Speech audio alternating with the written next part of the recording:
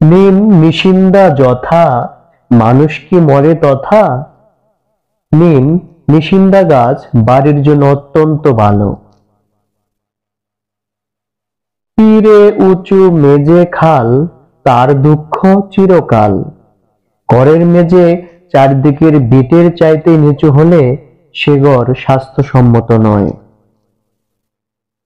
12 মাসে 12 ফল, না খেলে যায় রসাতল। সব মৌসুমে কিছু না কিছু মৌসুমী ফল খেতে হয়। বেল খেয়ে খায় জল, জির যায় রসাতল। বেল খেয়ে জল পান করলে কৃমি নাশ হয়। অধিক খেতে করে আশ, এর নাম বুদ্ধিনাশ। অতিরিক্ত ভোজন স্বাস্থ্যের জন্য হানিকারক।